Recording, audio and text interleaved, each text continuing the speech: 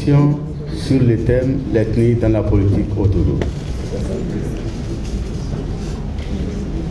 À l'initiative du Pacte socialiste pour le renouveau PSR, une journée de réflexion a été organisée à l'hôtel Saint-Manic à Lomé le samedi 21 janvier 2017 sur le thème « L'ethnie dans la politique autochtone ».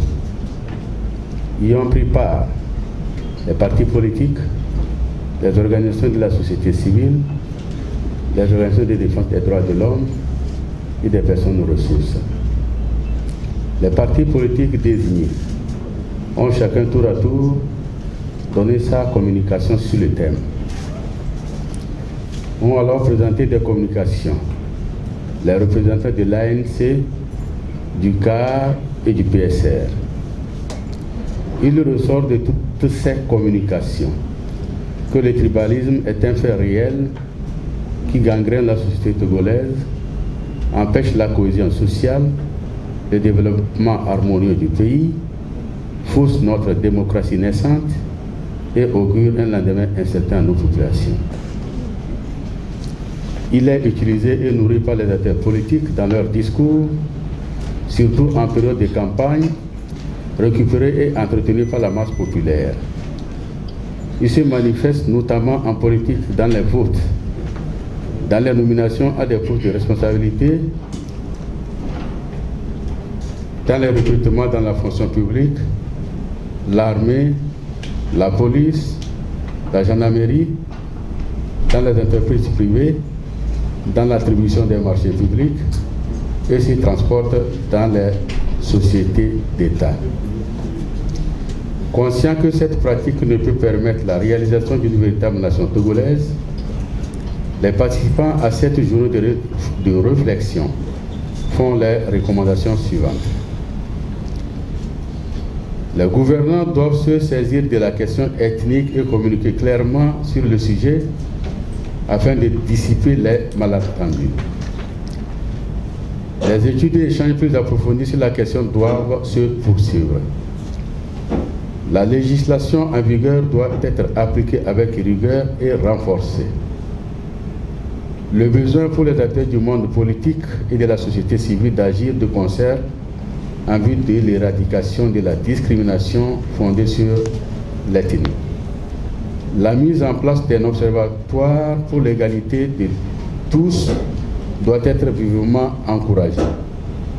La nécessité dès à présent d'inscrire dans les programmes scolaires l'enseignement des valeurs qui placent la dignité humaine au centre des préoccupations. Les procédures et critères clairs donnant une égalité de chance aux citoyens dans les recrutements, les nominations à des postes de responsabilité doivent être établis. Le travail de communication au sein des partis politiques, le polissage du langage des acteurs politiques doivent se faire de manière durable. L'institution des camps de jeunes des partis politiques est fortement souhaitée. Fête à Lomé, le 21 janvier 2017, la journée des participants à la journée de réflexion. Je vous remercie.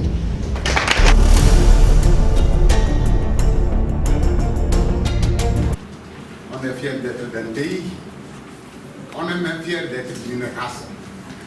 Mais lorsqu'on voit ces différents échelons, ils posent des problèmes au contact des autres. L'identité ethnique pose un problème au contact de l'autre ethnie. L'identité nationale pose un problème au contact de l'autre nation. Et l'identité raciale pose un problème au contact de l'autre race. En fait, ces problèmes sont liés aux intérêts que nous voulons et à la manière dont on veut sauvegarder ces intérêts. Et pour revenir à la question de l'ethnie, moi j'ai du mal à l'envisager ethnie et politique, mais plutôt l'influence de l'ethnie dans le choix des dirigeants. Parce que ça me va mieux. L'ethnie et la politique en réalité ne posent pas de problème. Il se pose qu'un problème là-bas de l'émancipation des peuples, pour que les gens dépassent le cadre immédiat dans lequel ils baignent pour intégrer un cadre fédérateur, la République, les lois, la nation, le sentiment d'appartenance. Parce que lorsque je suis togolais, je rencontre un autre togolais à Paris, mais je suis très heureux. Je n'ai pas besoin de savoir s'il est MOBA, carrière, élevé ou autre. Donc ces sentiments-là, en réalité, on l'a en nous. Et donc, lorsqu'on le place, lorsqu'on cultive suffisamment par l'éducation, par l'école de la République, et c'est là où nous avons fauté depuis les temps les plus lointains jusqu'à ce jour. Lorsqu'on l'intègre par l'éducation, par l'école de la République, les consciences s'élèvent du faible niveau, en tout cas du niveau immédiat dans lequel elles sont pour intégrer le niveau fédérateur de la République des lois. Mais la République, pas en tant que jeu de mots, mais la République en tant que ressentiment, la République en tant que valeur, la République en tant que protection. Et là, c'est là où le rôle des politiques est très important, surtout des gouvernants. Parce que lorsque les gouvernants se livrent aux petits jeux auxquels ils se livrent quotidiennement pour avoir des voix, ils mettent en danger notre race même. Là, je vais plus loin. Même notre race. Parce que c'est très commun en Afrique. Laquelle race? Nous les Noirs. Non. Nous les hommes. Nous les hommes. Non, mais ça se passe lorsque dans nos pays, dans nos républiques, qu'on s'amuse à dire des républiques bananières, des gens viennent et pour leurs intérêts, ils essaient de zapper sur un certain nombre de choses. Mais assez souvent, on colporte des mensonges. Je peux citer des cas, mais ça va être très rigolo. Je veux même faire l'économie de cela. Mais imaginez-vous qu'un homme politique, un dirigeant d'un parti politique, on a fait une marche, on a fini à la plage, on a pris la parole, on a fait tout.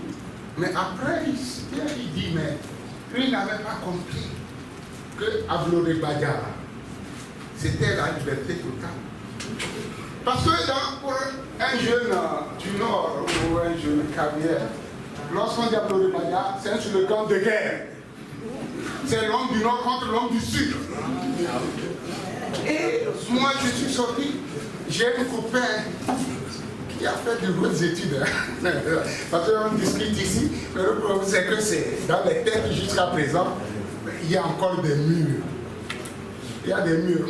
Il me dit, mais comment se fait-il que il était du Nord, il est sorti, il a pris la parole et il a dit à Abloré Badiara. Non, mais c'est vrai. Il était totalement assommé.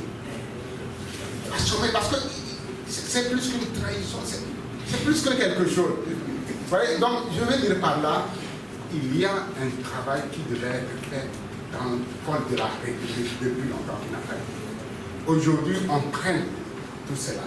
C'est un handicap, même pour des gens lettrés d'un haut niveau. Il y a des handicaps, il y a des blocages. Et c'est en cela que cela nous préoccupe réellement. Alors, moi j'ai tendance à croire que le problème n'est pas de rejeter le tort sur l'autre. Le problème c'est de faire le travail à son niveau. Et il me semble que nous, à notre niveau, lorsque je dis à notre niveau, niveau PSR, et niveau CAP 2015, parce que moi j'appartiens à une coalition, le PSR appartient à une coalition. On a essayé, lors des campagnes pour l'élection présidentielle dernière, on a essayé de faire. Partout où nous sommes allés sur le territoire national, nous avons expliqué aux populations que le changement au Togo, ce n'est pas de remplacer le Sud par le Nord ou de chasser les populations du Nord dans certaines zones où elles se sont installées. Parce que c'était le problème. On est ici, c'est vrai, on est en intellectuel, mais dans le peuple profond, il y a des blocages systématiques. Mais je dis bien systématiques. Bon, donc nous avons dit, avec notre candidat, c'était Jean-Pierre Fabre, nous avons dit non, cette question-là est vraiment, c'est impossible qu'on imagine que nous gagnons l'élection présidentielle et que tout d'un coup on se mette à chasser les gens du Nord, des villages, où ils sont établis dans la région des plateaux, dans la région maritime, et même à Lomé ici, même à Lomé, dans nos quartiers. C'est ce qu'on nous dit, que le jour où il y aura changement, on va chasser les gens du Nord. On va leur arracher leur maison et leur terre. C'est le vrai problème. Et même ça va jusqu'à l'armée. Certains pensent que le jour où on va changer, on va décimer l'armée du pays. La fonction publique, on va la chambouler. Tout ça nécessite, et en effet, au sein de chaque parti ou bloc de parti, on fasse ce travail qui n'a pas été encore une fois fait à l'école de la République. Qu'on dise clairement aux gens qu'une alternance politique n'est pas une chasse à l'ordre. Que les gens du Nord, qui sont établis dans les zones qu'on appelle le Sud, parce qu'il y avait cet exercice de savoir où commence le Nord, où s'arrête le Sud. Et il y a une réponse, monsieur. Moi, j'ai écouté. Ils ont bien dit, le Nord commence à partir de Bli. Si vous n'oubliez, moi, je n'oublie jamais rien du tout. Et voilà, aujourd'hui, quand même que les choses sont chamboulées, parce qu'aujourd'hui, je pense que le régime qui est au pouvoir, en essayant de mettre le cap sur la région des plateaux, et même dans certaines préfectures de la région maritime, veut démontrer que le poujadisme, c'est du côté de l'opposition, et que le régime en place se donne une envergure très nationale. C'est un message. Nous, on le perçoit. Mais l'autre message aujourd'hui aussi, c'est que si vous voyez les dernières élections législatives, et même dans une certaine mesure les élections présidentielles, vous voyez qu'il y a une poussée de l'opposition dans le nord du Togo. Dans le nord du Togo. Donc, il y a des signes encourageants de ce point de vue. Il faudrait que chacun de nous, chaque formation politique, mais chaque citoyen togolais, partout où il écoute un peu la réalité. Moi, je suis dans un quartier qui s'appelle Agbalpedo. Lorsqu'on fait le vote à Agbalpedo, avant le jour du vote, il y en a qui font le travail systématiquement un peu partout, sous les pots de Djouk, là où les gens se regroupent ethniquement, dans les associations de villages, de cantons et de ceci, cela. Et le message qu'ils font passer, mais attention, attention, si vous êtes du Nord, le message qui passe, le jour où il y aura alternance, on va chasser les gens du Nord. Moi, je vous le dis ici, il y a des gens qui font la sourde oreille, je pense qu'on va vivre avec ça. Mais il faut qu'on combatte par la radio, par la presse, partout où nous sommes un Togolais, vrai Togolais, quelqu'un qui pense à ce pays. Nous avons l'un des plus petits pays au monde et nous devons vivre la famille politique. On peut vivre nos ethnies, mais nous devons vivre la République. C'est notre seul espoir, la République. Les lois, l'égalité, l'égalité de chance. Ma génération est celle qui a connu ces choses aussi. Lorsque nous, on allait à l'université, on dit, bon, l'attribution des bourses, c'est par région, c'est par préfecture. On dit, on engage les magistrats, on fait ceci, on fait ceci, on fait ceci. Mais aujourd'hui, il faut qu'on remette en cause un certain nombre de choses qui ont été faites pour que nous puissions donner dans notre pays la chance à la République de s'installer au-dessus de l'ethnie et des autres formes. Et pour finir, après, si je parle beaucoup, peut-être que je m'en vais. Pour finir, je veux que les partis politiques qui sont peut-être les plus représentatifs, moi je leur conseille cela. Les partis politiques et surtout le parti qui gouverne le Togo actuellement, mais fassent ce travail. Parce que j'ai l'impression quelque part qu'en se taisant, c'est ce parti politique qui cultive ce problème. Je le dis bien. Ce d'autant plus que moi je suis du nord du Togo, je suis Kabier. Et dans mon village, dans ma préfecture et partout, vous savez, on est à la campagne. Faisant la campagne, bon, les gens disent, parce qu'ils ont du mal à dire que Maître Abi n'est pas... Ils disent, oui, mais Maître Abi, ça, il est bon. Mais le président veut travailler avec lui. La preuve, il a été ministre, c'est lui-même qui a voulu partir. Mais Maître Abi, son seul agenda possible, c'est de prendre le pouvoir dans le nord pour amener dans le sud. Mais vous savez, un paysan, c'est vrai, on rigole un peu. Vous savez, ça tue les débats. Mais ce n'est pas d'être un représentant officiel de l'État ou du gouvernement qui va le dire. C'est les petits gens qui le mettent là, après qui prennent les gens un peu partout, mais c'est eux qui le font. Ils le sous-traitent à ces petits gens qui le font, qui vont partout. Lorsque vous allez sur le terrain, vous n'avez qu'à vous battre contre ça, contre ces conneries-là. Alors qu'il y a tant de choses à partager avec la population pour la faire émanciper. Alors qu'il y a tant de préoccupations qui sont celles des populations congolaises, sur lesquelles il faut être franc. Vous voyez, donc, je veux dire par là, les hommes politiques doivent vraiment faire le travail en leur sein. Ils doivent prendre conscience de la profondeur des non-dits dans le pays. Et pour finir, lorsque j'avais assumé les responsabilités, j'avais demandé que l'on puisse supprimer un peu partout les mentions sur les titres d'identité, coutumes. La référence à la coutume. Est-ce que dans une république, parce que moi c'est la république, je suis le fils de la république. Tout ce que j'ai gagné c'est grâce à la république, ce n'est pas grâce à l'ethnie. L'ethnie, tous les Togolais, c'est mes frères. Donc, je dis, mais il faut qu'on supprime pour que la jeune génération ne voit plus ces mentions. Même si de par nos noms, encore qu'aujourd'hui, à cause de la francisation, on commence à bouiller un peu, même si de par nos noms, on peut nous identifier à des groupes, il faut que, administrativement, l'État, la République, raye toutes ces mentions-là. Il faut supprimer. Vous savez ce qu'on m'a dit? Oui, non, on va maintenir parce que ça servira à faire les trucs statistiques. Vous voyez ça. Bon, je le dis parce que je regrette que c'est dans notre pays, parce que nous sommes comme le Bénin. Nous sommes comme les autres pays, mais dans ces pays, ils arrivent à réaliser les alternances. Pourquoi chez nous, il y a une spécificité alors? Il faut vraiment qu'on se pose réellement cette question. Comment se fait-il que mécaniquement, les gens votent pour ça, malgré tout, malgré les échecs, malgré les programmes, malgré les discours, malgré le courage? Et cette question-là est récurrente au Togo.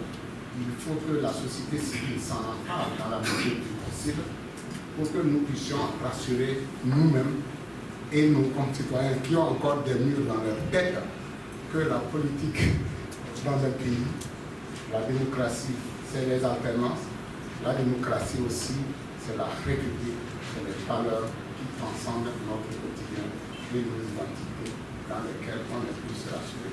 C'est la République qui va nous rassurer depuis plus davantage.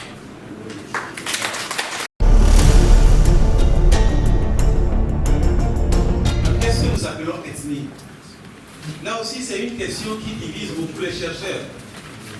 Le concept d'ethnie a été développé au 19e siècle parce que les Européens ont voulu étudier les peuples qu'ils ne connaissaient pas et ils ont créé une science spéciale pour étudier les peuples inconnus et qui ne sont pas en registre. Pour eux, c'est les ethnies.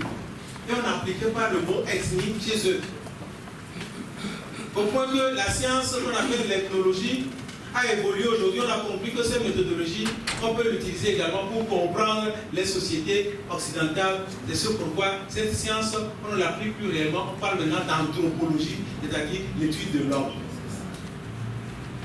Y a-t-il une ethnie au Togo?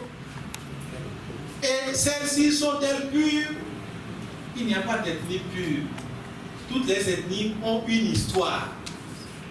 Et ça, c'est le résultat d'un colloque qui a eu lieu à Paris. Et le titre de l'ouvrage, c'est « Les ethnies ont une histoire ».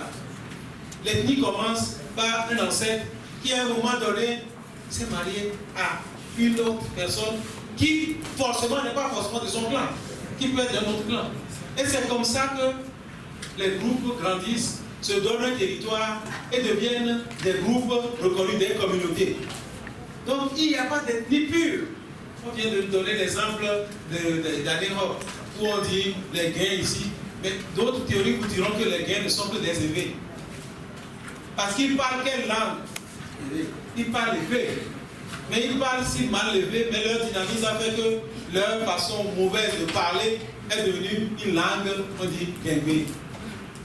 Donc d'ethnie pure, il n'y en a pas. Donc on ne peut pas se fonder sur l'ethnie comme mesure, sauf que les politiques ou les politiciens ont su instrumentaliser, stigmatiser ce concept pour dire qu'il y a ethnie. Mais en principe, l'évolution urbaine est un facteur qui gomme les différences.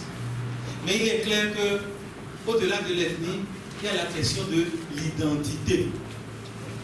On ne peut pas refuser à quelqu'un de dire quelle est son identité.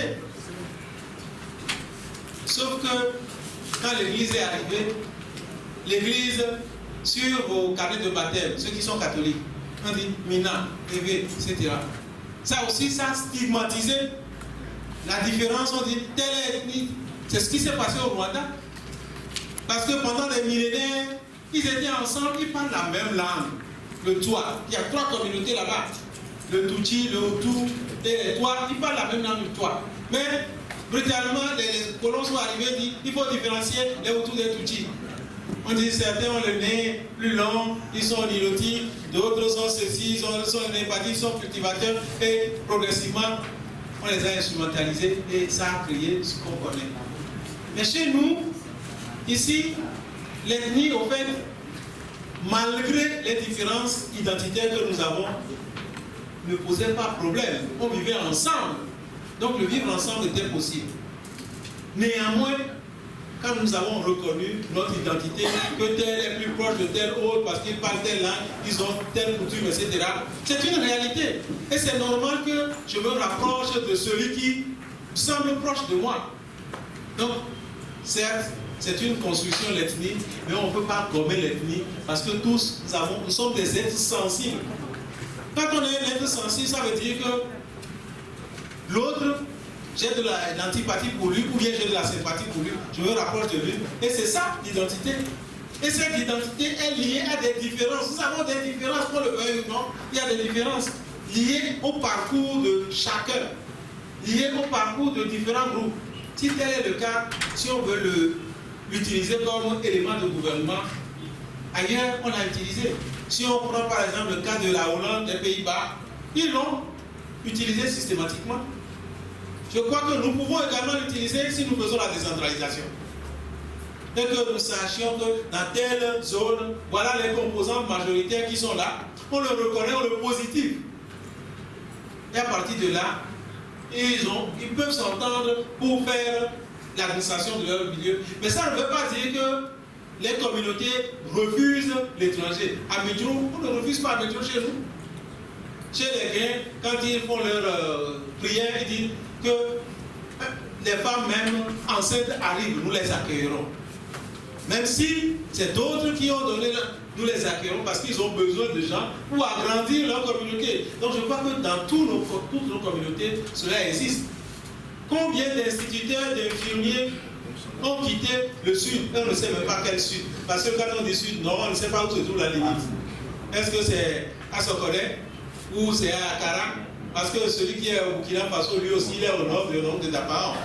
Donc il est clair que cette notion de nord-sud aussi, il faut qu'on l'abandonne. Donc, quand nous disons division ethnique, si on l'accepte positivement, nous avons les différences, mais la différence ne nous évite pas de vivre ensemble.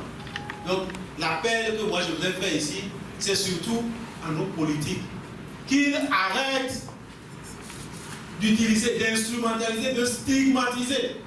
Je suis aussi politique, je suis représentant donc, de la CDP dans cette association, à ce titre que je suis, mais je parle aussi en universitaire. Il faut que les politiques arrêtent. Dans ce pays, le colonisateur l'a fait et nous avons continué de diviser parce que ça va dans notre intérêt. C'est ça le vrai problème. Sinon, l'ethnie ne doit pas nous poser de problème. Ou on l'accepte, on constitutionnalise l'ethnie, dit voilà, tel groupe, et on fixe les cadres.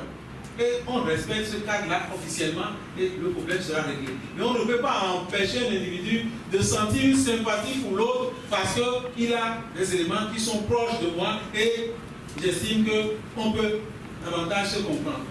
L'ethnie devient une réalité, mais c'est une réalité construite. On ne doit pas se fier à cela pour continuer de nous diviser. Donc, L'appel qui est fait ici, c'est un appel important, mais je crois qu'il nous revient en tant que politique de proposer des tests d'encadrement de cette différence. La France, c'est celui que nous connaissons. Si vous avez un langage qui montre que vous faites la différence, automatiquement, on vous traduit en justice. Voilà une loi possible chez nous, sur nos radios, sur les discours des hommes politiques. Il y a certaines expressions ou certaines fois, comme nous avons une commission, ils disent ah, non, et qu'on puisse porter plainte, et qu'on juge que c'est bon, et si ce n'est pas bon, que la personne reconnaisse et demande non, et je dis ne pratique plus. Et comme ça, on aura suspendu ces suspicions que nous avons entre nous qui empêchent de vivre ensemble et la Constitution nationale. Je vous remercie.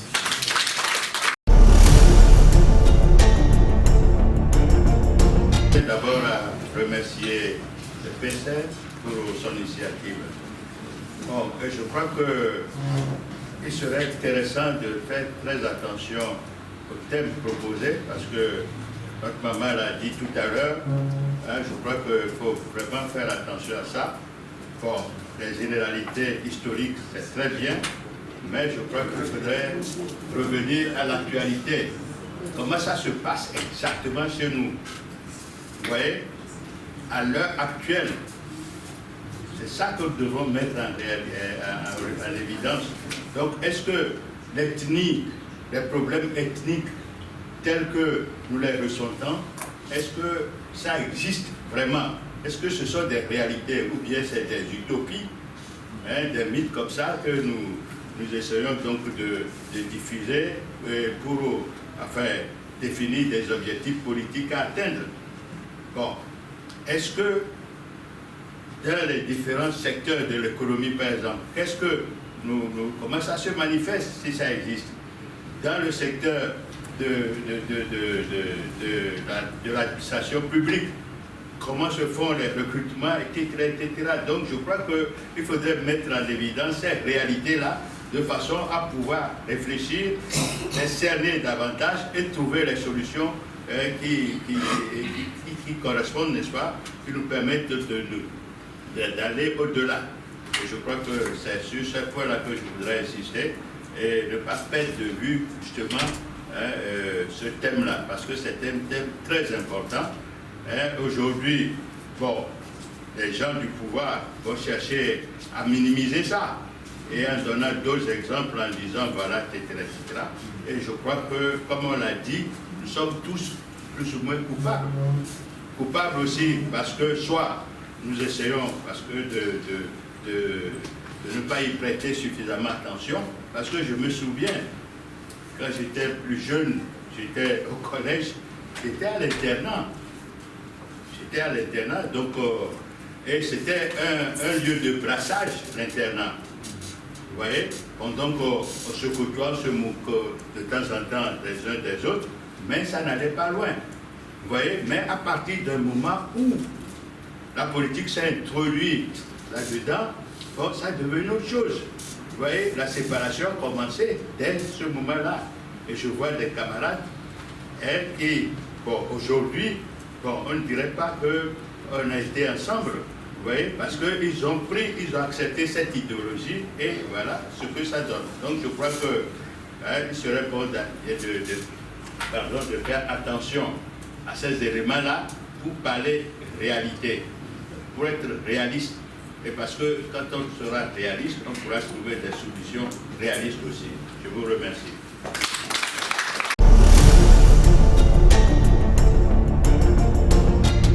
Mais j'ai trouvé que c'est trop de commentaires. On n'est pas allé droit au but. Dans l'ethnie, dans la politique au Togo, le thème est clair. C'est très clair. Nous avons 3 éléments dans ce thème-là. Il y a l'élément ethnique, l'élément politique et l'élément Togo. Et c'est Togo qui regorge tous les 2 autres éléments.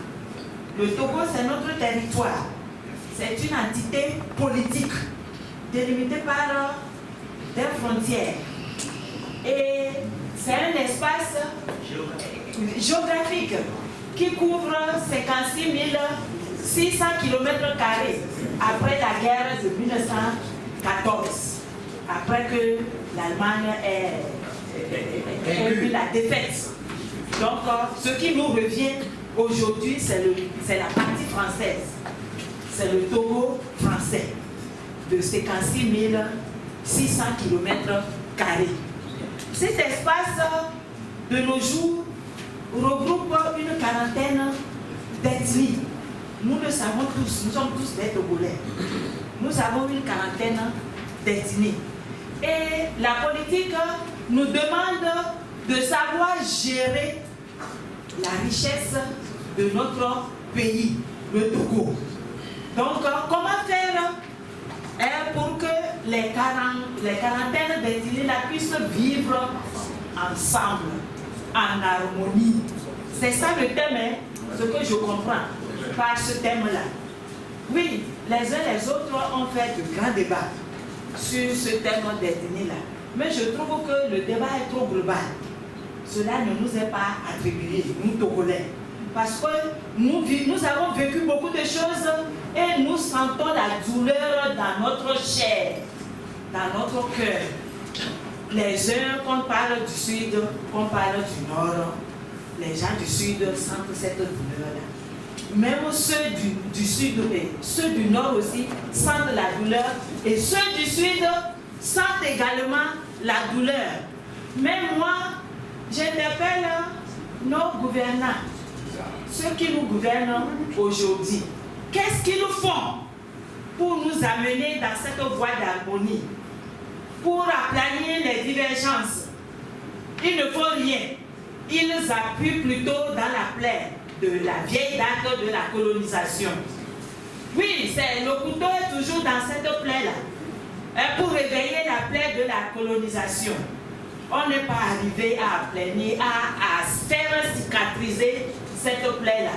C'est ça qui fait qu'aujourd'hui, PSR nous regroupe aussi, aujourd'hui ici, pour qu'on fasse le débat autour.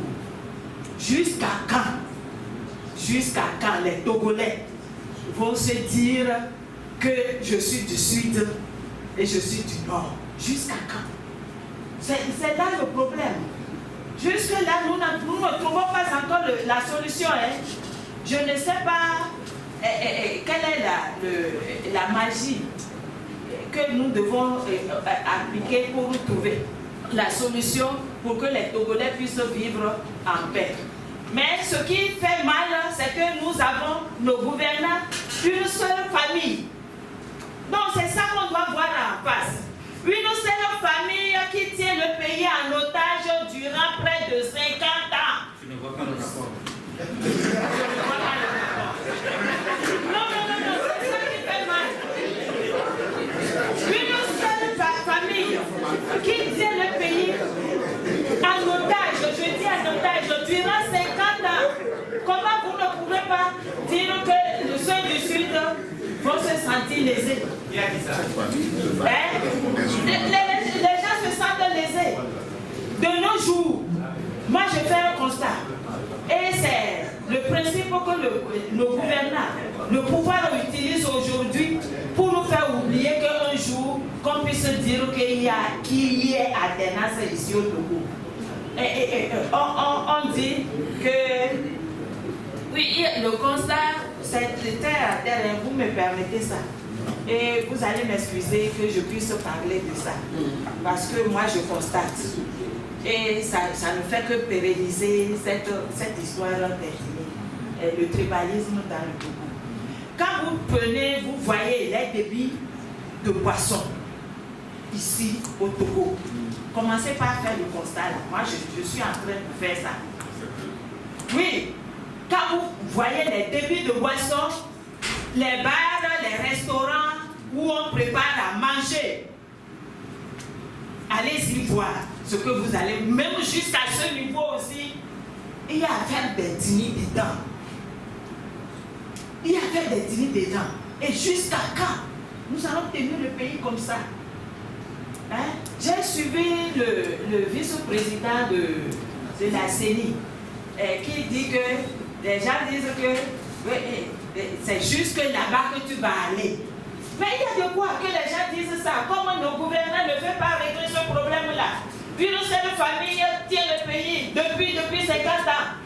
Comment vous allez, vous ne voulez pas qu'on dise ça? Acceptez qu'on dise ça.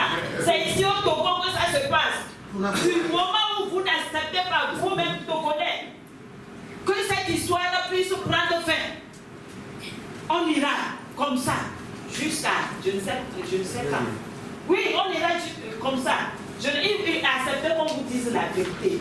C'est ça la réalité. Merci madame. Où les concours, les bourses, les services, les sociétés d'État, les marchés, tout est attribué sur la base de l'ethnie. Quand ça se passe ainsi, nous n'aurons que des problèmes. Je vous remercie.